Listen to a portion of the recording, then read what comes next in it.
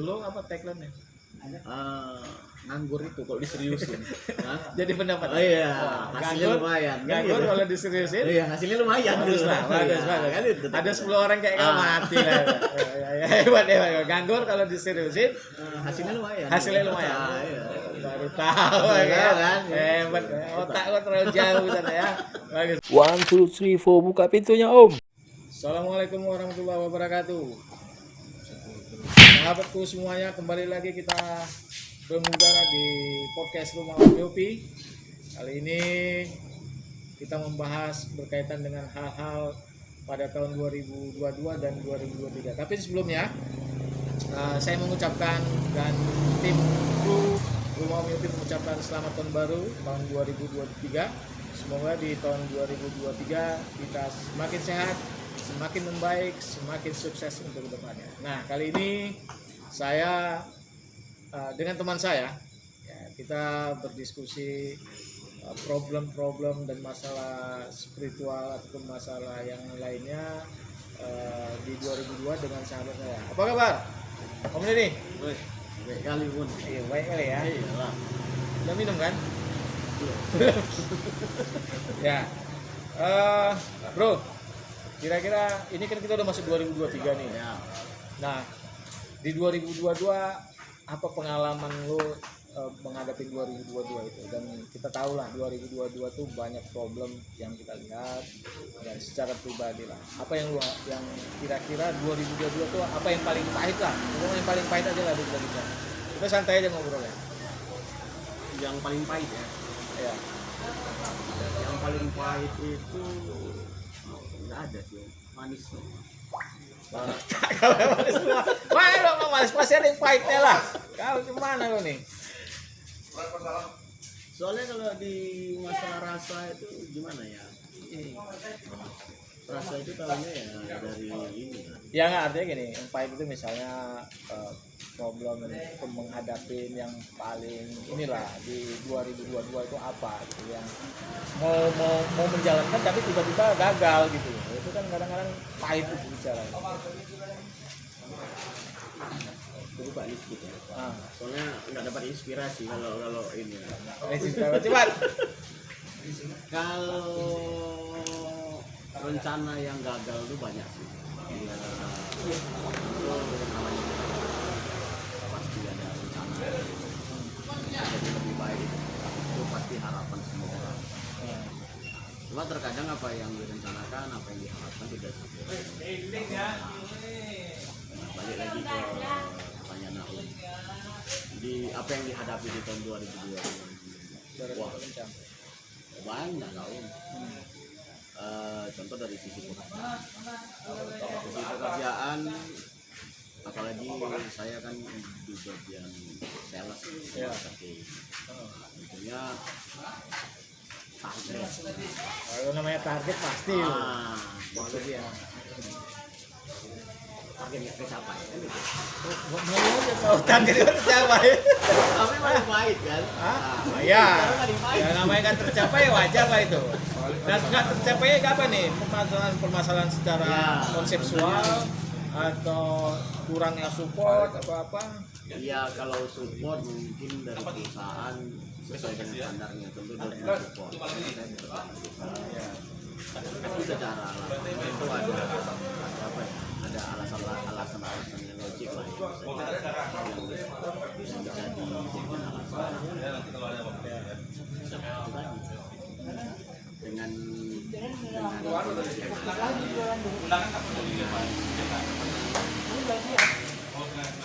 permasalahan yang ada itu menjadi problem. Terus apanya? Selain masalah pekerjaan itu, apa namanya, pengalaman secara pribadi atau pengalaman yang apalah, masalah cinta ya? Yang hubungan. Tahu kan belum nikah kan? Jangan terus terang aja, nggak apa-apa, nggak usah banyak cerita. Kalau masalah cinta indah kali cinta. Tahun 2022 tuh Palotak. Paling berkesan lah. Manis kali. Kalau dibilang skalanya pahit manis, manis kali cinta. Sinetron aja udah tahu.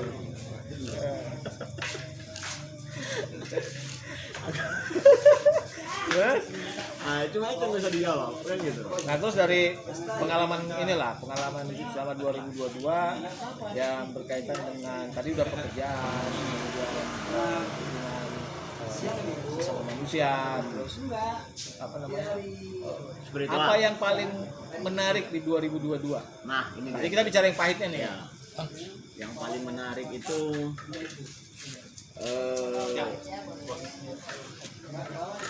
saya kan pindah kota nih. Ya. Selama ini saya kan di Makasih Om Alek. Nah, kopi. kopi lu Pak. Ya. Soalnya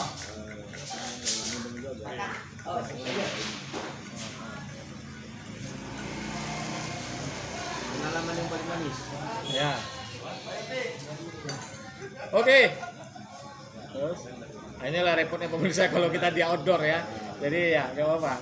Jadi pengalaman yang paling manis itu saya kan pindah kota di awal tahun ya, di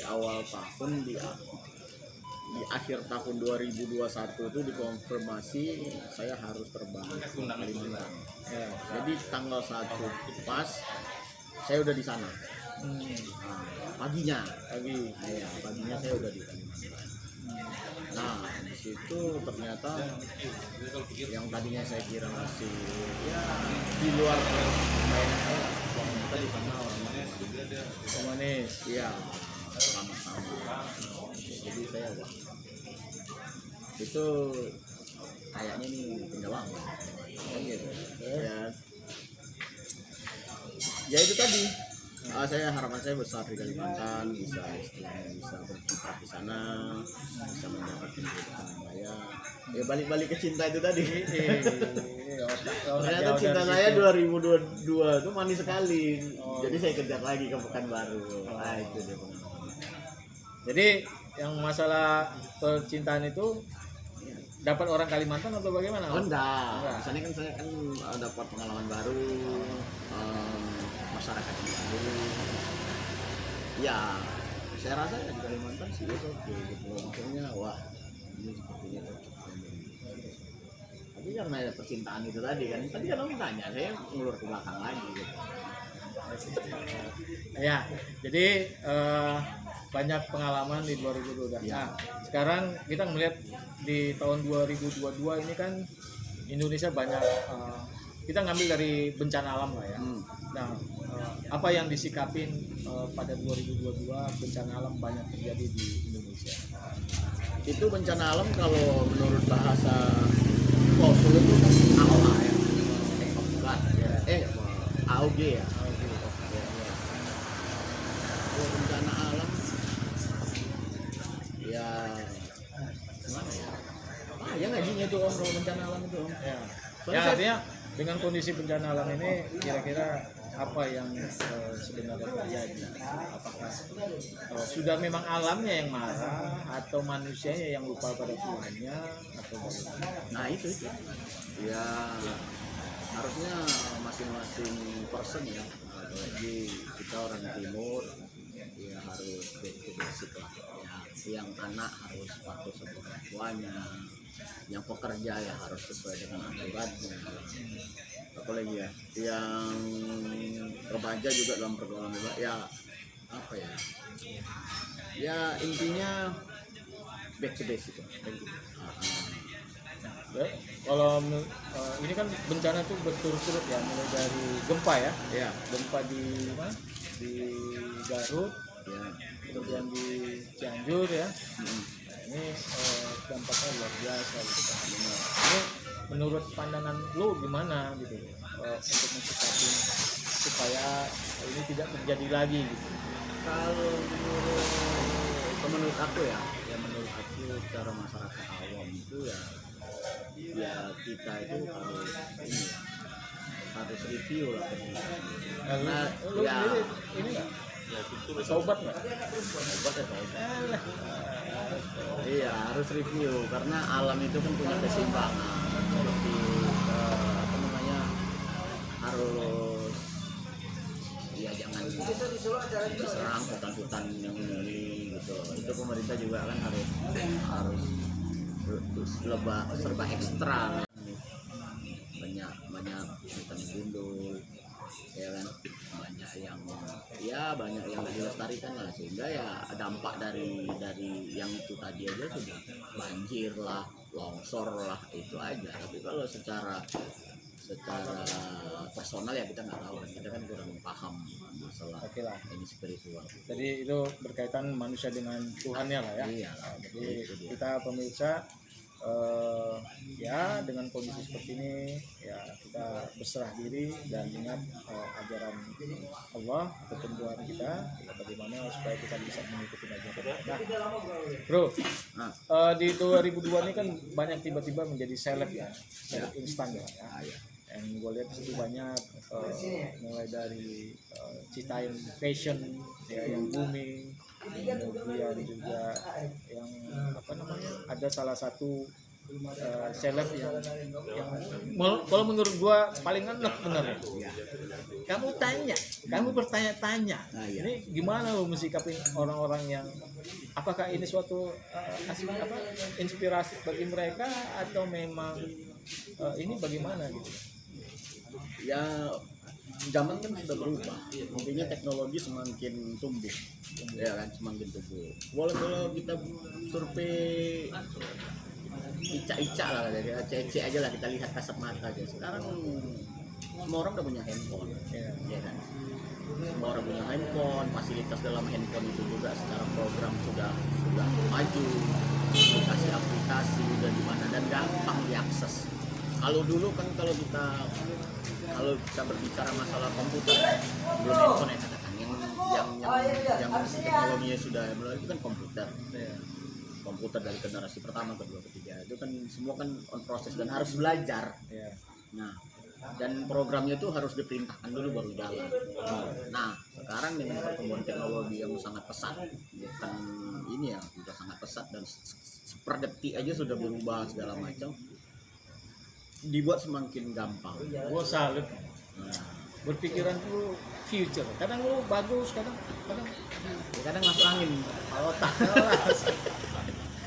Ya, jadi harus berpikiran sana gitu. Jadi kalau menyambung dari pasien Citaim Pride itu tadi, Citaim Fashion Week itu, menurutku ya sah-sah aja. Karena itu dia ya, ingin dia bisa menginspirasi, mengakses, ya. dia dari kemajuan teknologi tadi itu sebagai motor mereka untuk mereka lebih. Tapi yang gitu loh. yang tiba-tiba misalnya ya menurut gue sih yang slogan-slogan kamu bertanya-tanya gitu. Ya, balik lagi back to basic. menjadi viral kan. Ya, jadi kita kan aku kan ya pengalaman kerja kan di marketing. Pengalaman kerja di marketing itu kan ada tagline. Ya semua produk itu ada tagline. Lu apa tagline-nya? Nganggur itu kalau diseriusin. Jadi pendapat. Oh iya, hasilnya lumayan. Nganggur kalau diseriusin. Iya, hasilnya lumayan. Bagus lah, bagus. Kan itu, Ada 10 orang kayak kamu mati lah. Ya, hebat. Nganggur kalau diseriusin, hasilnya lumayan. Iya. Baru tahu kan. Hebat. Otak gua terlalu jauh sana ya. Bagus. Jadi itu tadi. Jadi semua bisa mengakses, dan anak-anak juga yang sudah bisa pegang handphone itu rata-rata ya sudah lebih pintar dari kita, lebih atraktif dia mengaplikasikan handphonenya, walaupun sekedar cuma game. Belum tentu game yang mereka mainin kita bisa. Oh ya. Jadi daya tangkap mereka tuh lebih cut gitu loh, lebih cepat nangkap gitu. Padahal dalam aplikasi itu bahasanya Inggris. Nah, dan mereka kok ngerti gitu. Kadang bahasa Jepang aja yang tulisan kayak gitu bisa. Nah, dari situ memang kemajuan teknologi ini ya luar biasa. Jadi ya Kemajuan teknologi ini dari mana? Dari sisi entertainmentnya atau dari sisi kalau jadi semua itu udah komplit gitu loh. Jadi dalam satu handphone itu situs bokep. Bokep itu kebutuhan. Oke. Jadi semuanya itu zaman semakin canggih dan semua manusia berhak untuk mengekspresikan diri dia, identitas dia, talent dia ke semua umum. Tapi terkadang ya semua yang melihat juga belum tentu siap menghadapi itu ya. Benar, Contoh contoh lah kayak aku ya, bahasa kamu tanya kamu saya itu paling ya, gue nggak ideal kali lah. Tapi ya viral itu ya itu memang momen dia viral, ya, momen dia Ya, karena sekarang ini masyarakat itu kan sudah bosan disusurin dengan berita inilah berita itulah yang mereka tidak tapi berdampak begitu. Jadi aku megang salah satu orang ada dia apa namanya kayak bukan kayak pribahasa orang pintar gitu, bahasanya ada aku baca malah sebegitu lupa aku siapa ini, bahasanya ujungnya tragedi itu komedi gitu. Jadi intinya orang udah muak dengan ini dengan yang ribet-ribet lah, berita yang ribet. Jadi gitu naik tren fashion Citayam Pride itu ada pula tagline kamu nanya itu jadi ya pertama lucu-lucuan tapi lama-lama ya jadi ini viral gitu. Jadi sepertinya sekarang trennya udah seperti itu, simple, lucu, terus nangkep gitu ke orang gitu, greget gitu. Nah, jadi kita udah ngelihat secara apa namanya ya, media ya, yang banyak sekarang digunakan, ada yang bermanfaat dan ada juga yang negatif. Lu kemarin kan tahu kan yang Pak Jokowi katakan sudah PPKM sudah tidak ada. betul. Nah, ini juga kabar gembira bagi kita semuanya. Artinya masyarakat Indonesia juga sudah beraktivitas kembali normal, tapi tetap dijaga kesehatan. Nah, menurut lo dengan bebasnya PPKM ini, dicabutnya status PPKM, bagaimana? Ya pemerintah tentunya kan punya ini ya, punya kebijakan satu. Yang kedua itu pemerintah juga menerapkan sistem PPKM itu bukan ujuk. Tentunya mereka ini pandemi, tentunya pemerintah kan sudah ada dan tidak pantang putus asa. Tentunya di dalamnya ada tantangan dan hambatan yang itu harus dihadapi gitu. Dan kita kan tahu ya, pemerintah setelah Menteri Keuangan juga pernah mengatakan bahwasanya di 2003 akan terjadi apa namanya reses ya. Nah, yang mudah-mudahan jangan, dan gue sih optimis ya. Nah, kalau menurut lu gimana? Baldatun Toibatun Warobul Kofur. Nah, itu. Apa artinya itu? Ya itu. Apa? Bukan lautan hanya kolam susu. Toibatun walaupun gofur. Iya. Dia di negara yang makmur. Iya, Indonesia ini kaya bro. Jadi lempar batang ubi aja tumbuh ubi. Iya. Gitu.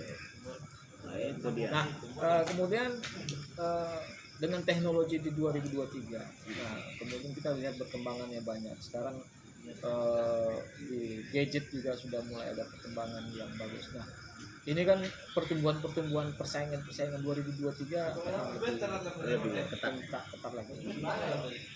Dari sisi lu yang pernah menjadi seorang sales, marketing, ini persaingan antara yang muda dengan yang tua, gitu.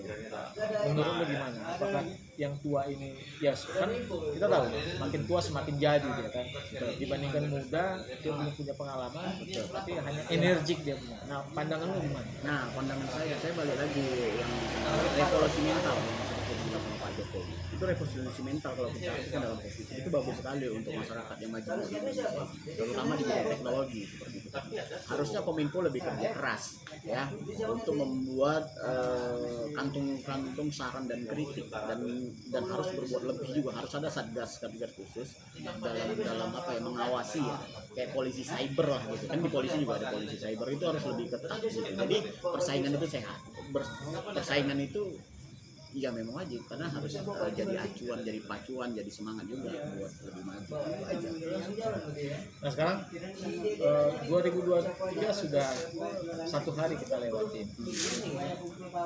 Seterusnya apa impian lu untuk 2023? Tentunya standar ya seperti impian orang. Tentunya kita ingin sukses. Sukses itu tentu berproses. Ya sukses itu bukan dalam artian sempit. Sukses itu dalam artian besar global. Sama aja sih. Harapannya kita Indonesia jadi negara yang hebat. Yang kedua masyarakatnya ya baliklah ke santunnya seperti senyum-senyum orang Indonesia lah kayak gitu. Kita lebih bermasyarakat, kita lebih ya, dan mendukung penuh pemerintah. Nah, terus cita-cita lu, impian lu 2023? Cita-cita gua pengen jadi artis nih. Kalau tak ya. Tolong ya, yang mau jadi artis, ya, tolong diviralkan. Gak apa-apa, gua gembira aja kalau dia jadi artis. Nah, terserah lah, artis apa dia terserah lah, ya. Jadi bebas-bebas aja lah. Jadi kita melihat di 2023 ini penuh tantangan, dan benar tadi kata teman kita Denny, ya, jadi kita harus persiapkan diri untuk mencapai 2023. Nah, teman-teman yang 2022 tidak bagus nasibnya, jangan berpatah semangat. Ada wak sabar kan disampaikan. Ada wak sabar lu sana dia. Bisa kasbon sama wak sabar. Otak orang sana dia. Jadi kita tetap optimis, dan teman-teman yang masih bekerja di 2022 juga jangan berbangga hati. Ya. Karena 2023 apapun bisa terjadi. Kita lihat banyak di tahun lalu ya kalau nggak salah ya, di 2022 itu banyak perusahaan-perusahaan startup yang PHK, ya. Perusahaan-perusahaan besar juga PHK. Ini juga kita antisipasi. Mudah-mudahan itu tidak terjadi. Jadi menurut lo kira-kira apa dampak secara strategi 2023 terutama di ekonomi? Apakah pertumbuhannya pesat atau sama dengan 2022? Enggak lah, tentunya pemerintah pasti kan berbenah untuk memikirkan ya. Kita optimis saja ke depan 2023 kita kan akan ngadapin ini ya, pilkada ya, reses bentar lagi ya, nggak lagi. Ya saya yakin ya pemerintah itu sudah memikirkan itu, dan kita harus optimis, harus mendukung penuh kebijakan pemerintah supaya pemerintah bisa melakukannya, supaya Indonesia maju cepat, punya masyarakatnya juga sejahtera. Kadang lu pintar. Iya. Kalau perlu lapar kadang bego lu ya. Oke, sahabatku. Tadi kita udah bicara sama sahabat saya Denny. Ya, beliau ini juga pengalaman di marketing dan mumpuni lah ketika bicara ekonomi, politik, dan cukup diandalkan. Jadi pesan kami berdua, 2023 tetap optimis ya. Jangan patah semangat. Yang tertunda di 2022 kita realisasikan di 2023, dan itu ada kesempatannya, tinggal menunggu waktu aja. Jadi, dan aku tidak sependapat. Mana itu? Katakan nganggur itu. Bukan yang mengatakan indah pada waktunya. Oh iya, Itu tidak sepakat. saya enggak. Apa yang indah? Jadi sungguhnya bukan indah pada waktunya, bos. Benar adalah indah tidak ada duit. Udah, itu aja. Jadi kalau ada duit itu indah, tidur pun enak, ya kan? Betul. Oke, sahabatku, terima kasih bro. Ya, Kapan-kapan kita on air lagi. Siap. Mudah-mudahan apa yang kita sampaikan ini Banyak viewer ya. Viewer yang banyak, dan kemudian juga menjadi bermanfaat bagi teman-teman semuanya. Dan ini adalah perdana kita di 2023. So, tunggu nanti di selanjutnya, konten-konten selanjutnya yang lebih menarik, dan kita akan kupas hal-hal yang terjadi yang sangat viral di Indonesia. Terima kasih teman-teman, selamat tahun baru, salam sukses, assalamualaikum warahmatullahi wabarakatuh.